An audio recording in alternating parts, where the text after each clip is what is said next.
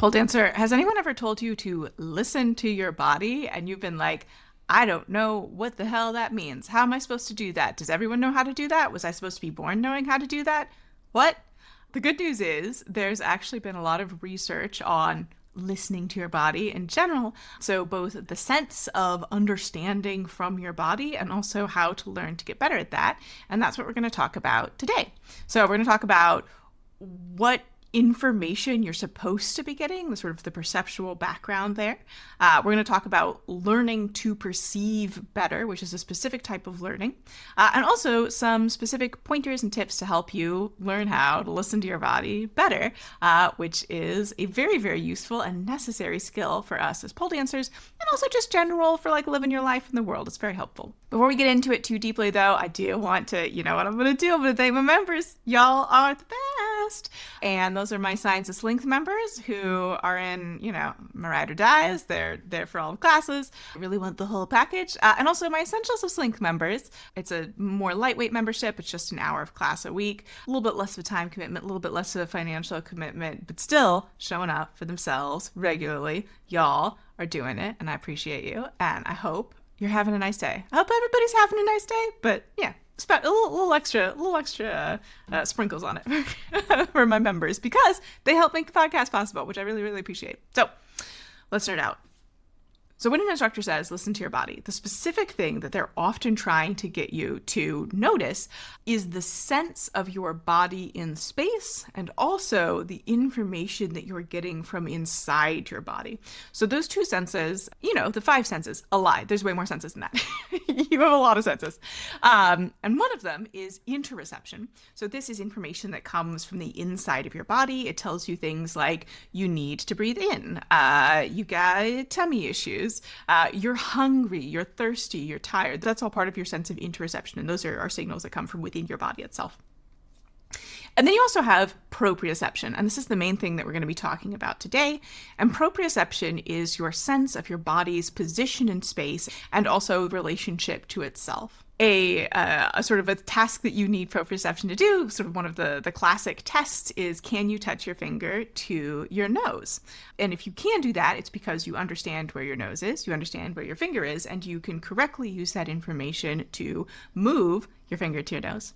So the information that your body is getting to help you understand where you are in your space, a lot of that comes from mechanoreceptors. So actual little, I guess you can think of them as like sensing stations, like little weather stations all throughout your body.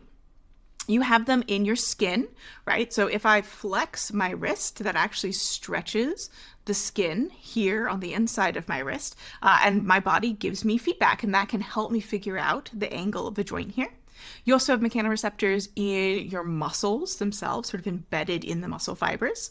They're also in ligaments and tendons, right? Again, if we're sort of thinking about the hands have a lot going on, right? But you have both ligaments and tendons sort of running, and that you can see a little bit if you sort of wiggle your hand and look at it. These aren't muscles here on the back of your hand. And also inside your bones and joints themselves, you're actually getting information from the joint capsule and position. So you're getting, all this information sort of electrically being synced back to your brain all the time from all over your body, inside your body. And they're detecting different things, right? So they are detecting things like touch, things like pressure, stretching, like I mentioned, vibration, motion. And all of those things come together and are sent to your brain, which has to pick them apart.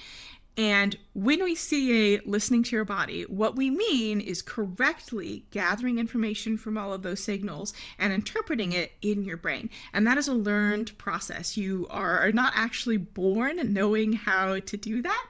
And a lot of the things that even like very young infants can do aren't the result of learning. They are the result of reflexes, right? So if you've ever, you touch a baby's palm and the fingers close, that is not a learned behavior. That is a reflexive behavior that is innate.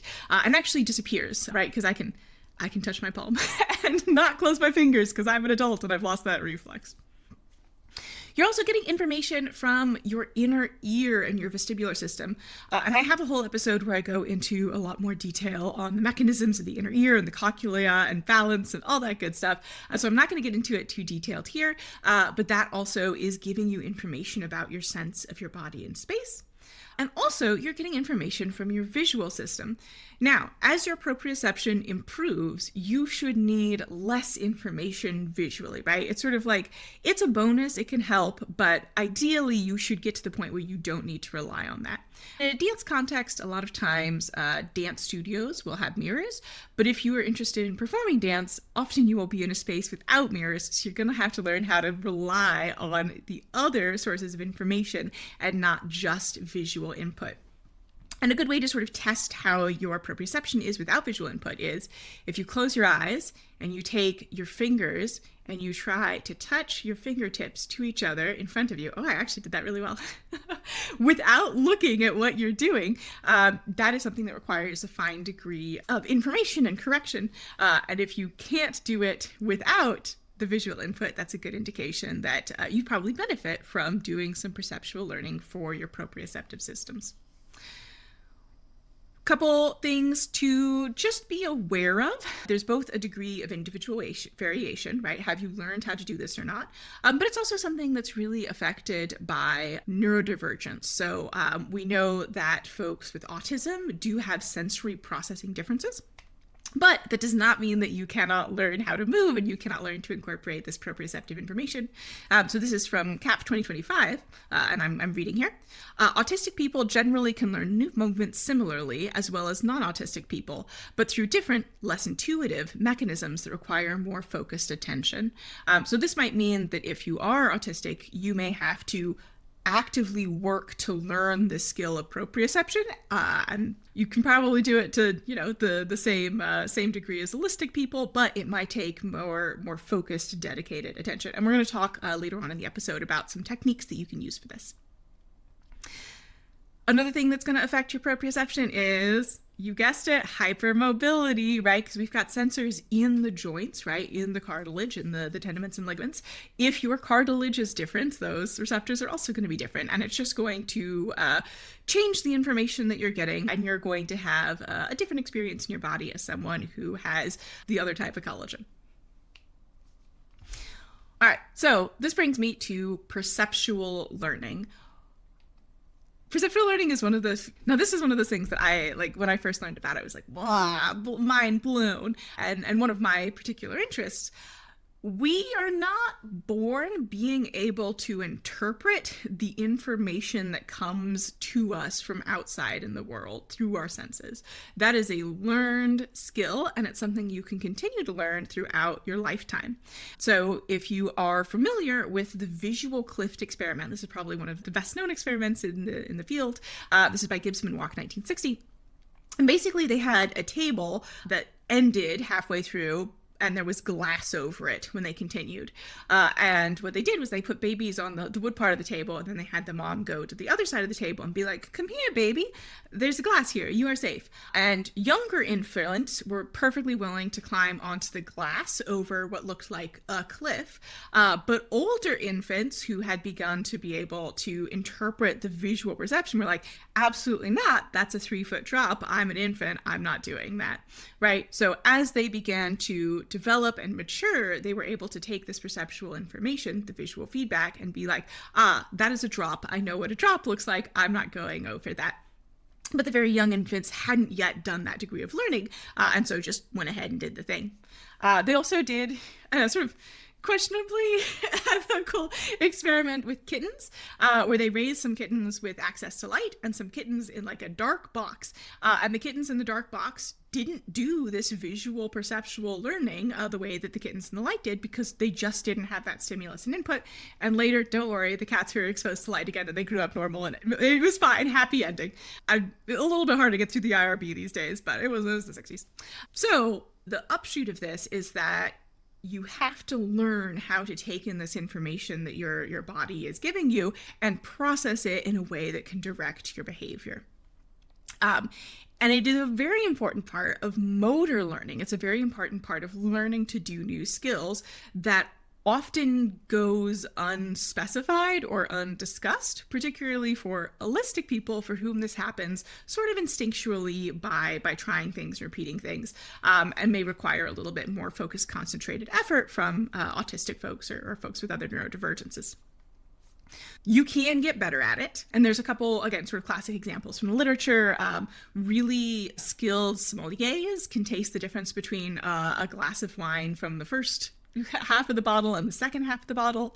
Sexing chicks is another very common example from the literature. And these are basically very young chickens, domestic chickens. You want to be able to sort into male chickens and female chickens if you are trying to send somebody only female chickens in order for them to have a laying flock.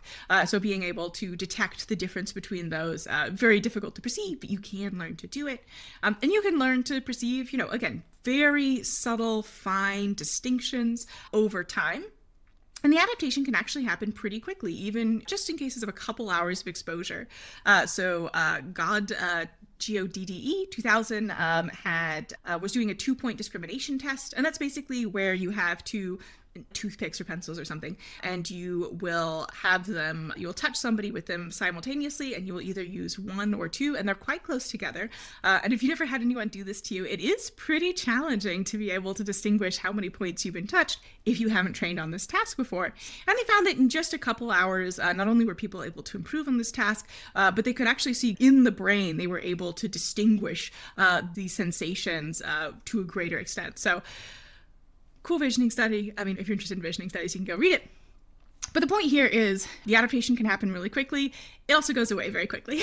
So when they retested a couple weeks later, that adaptation had gone away completely. You need repeated stimulus of the thing that you're trying to learn to perceive in order to be able to build more long-term connections that persist, which is probably what you want, right? Especially if you're trying to understand where your body is in space so you can do cool pull tricks.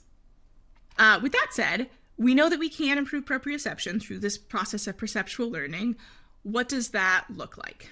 And I will say a lot of the literature on this actually looks at folks who have had strokes. So it's more therapeutic recuperative than more on like the sports science performance enhancing side. So I'm going to talk a little bit about a meta-study, mostly looking at that literature, but also just in general proprioceptive training, and then some things that you can try in pull and see how they work for you. This is from Aman, A-M-A-N, et al. 2015. All the citations are in the down there as usual. I'll leave you chatting. I cite my sources. Proprioceptive training resulted in an average improvement of 52% across all outcome measures. And this is a muddy study, so they were looking at a lot of different interventions and a lot of different outcome measures. But the point is that specifically training the proprioceptive system and targeting that seemed to work pretty good. And there were a number of things that they actually were looking at in terms of interventions. So one was balance training, and I also have an episode on balance training, so I'm going to send you to that. I don't want to repeat myself, but basically teaching yourself how to balance better. It works. It improves your sense of your body and space. It improves your balance, which is really important, especially as we get older. And again, pretty strong evidence that you can train it and it gets better. They also looked at multi-joint active movements. So these are something that we might call a compound movement on the more exercise science side. Good news for y'all, most of what we do in pole is a multi-joint active movement. Pole is a very full body movement. Y'all know this, right? So it's rare that you're doing, just something with just your bicep. If we think about even a movement that would use the biceps, like I guess eccentrically coming back from a pull crunch to an invert, you're also using the agonist, using the triceps, you're using your core, you're using, your hip flexors, you're using your hamstrings a little bit, you're definitely using your back muscles, getting into those rhomboids, middle traps, possibly lats a little bit. Well, lats as stabilizers, definitely. So very difficult to do anything in pole that is not a multi-joint active movement. So I would say just doing pole is going to improve your proprioception. Again, for my neurodivergent folks, my autistic folks, you may need to spend more time thinking about it and focusing on it specifically. Another thing that seems to work pretty well is vibration therapy. So if you're familiar with Theraguns or massagers, people use them in recovery a lot. I think the evidence for recovery is, I don't know that it's going to necessarily be more helpful than anything else that will increase blood flow. From my understanding of the literature, I'm not a medical doctor. This is not medical advice. I'm not saying anything about therapeutics. To talk to your doctor about that. But it does seem to help with proprioception training specifically. So applying a vibrating, like a Theragun or something, object to the area where you're going to try and help people create a greater connection to. Because remember, some of those mechanoreceptors are specifically looking for vibrations, so sort of waking them up and being like, we're vibrating, should help. And also discrimination training. So like I talked about with the 2-point discrimination task, or other tasks where you're really challenging your intentionally challenging your proprioceptive sense and trying to get it better and better and better. So an example that we might do from pull, or that I think is kind of common in more of the exercise science, is you're trying to, say, target a specific angle of a movement, right? Or a specific plane of movement.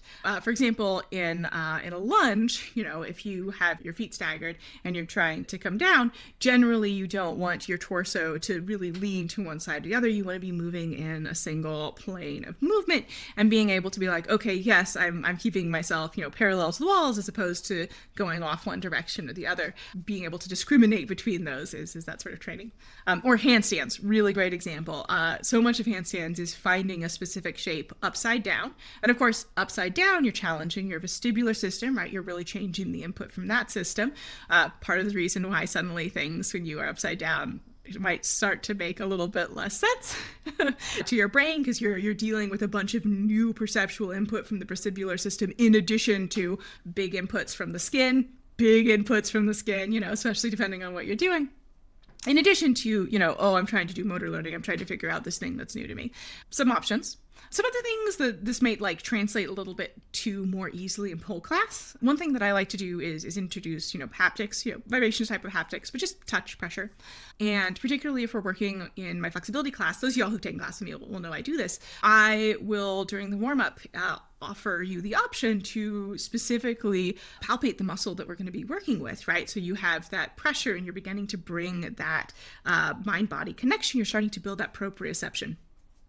Another way that haptics can be really helpful is if you're working on your balance, actually stimulating the bottom of your foot with different textures, because one of the things that we're doing when we're balancing is we're taking that information from pressure sensors on the bottom of our foot and using that to adjust our position in space. And a lot of that happens automatically, but particularly as we age, particularly if we're not making demands on the bottom of our foot, we're not interacting with that skin, especially if we wear shoes all the time, you may begin to lose acuity in that sort of representation. So making little tactile demands on the bottom of your feet can help there. I might also recommend trying different clothing that have sort of a novel sensory stimuli. Might help you begin to, again, sort of haptics touching, might help you begin to focus more on different parts of your body. Caveat here, if you have sensory issues and wearing something very textured feels bad and makes you upset, don't do it. Don't do it. But if you don't mind it, right? Even something like, I'm really trying to think about what my biceps are doing in this position. Let's go back to biceps. Maybe I'm going to wear a shirt that has tighter sleeves around the biceps, so I'm getting a little bit more pressure and feedback there. Might be helpful to just shake things up a little bit, give you a little bit of novel stimulus.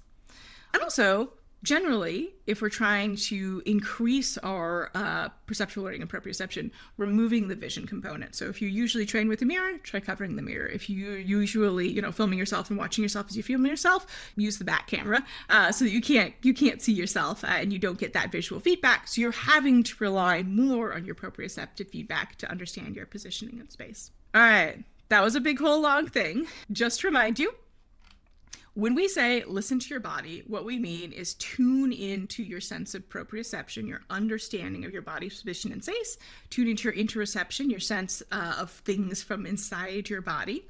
And those are trainable, particularly proprioception. You can, through the process of perceptual learning, get better at perceiving finer grained distinctions from your body and your positioning in space. And then finally, some suggestions for how to do that. The next time somebody says, listen to your body, Now you know what they mean. And again, for some people, this learning process is just very intuitive. It just sort of happens when they move. For other folks, it may take more concerted effort. And if it takes you a little bit longer, that's fine, right?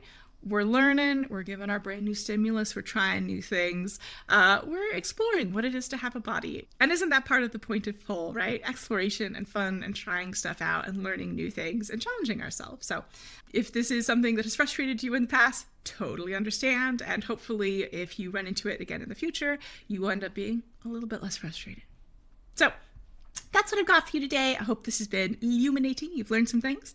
If you want to come dance with me, I teach online. I teach 6 classes a week at times that should hopefully work for a bunch of different time zones. And actually, my Essentials of Slink membership, if you're interested in trying it out, I've got a little coupon code for you down there. And my membership, Essentials of Slink, is $45 a month. One of my drop-in classes, hour-long drop-in classes, is $35. I'm giving you a $10 off coupon. You can try a month of classes for the cost of one class. Pretty good deal, I think. If you're interested, I'd love to have you come join us. And if not, no worries. I'll see you in the next episode. Either way, have a good one, and I'll talk to you very soon. Bye.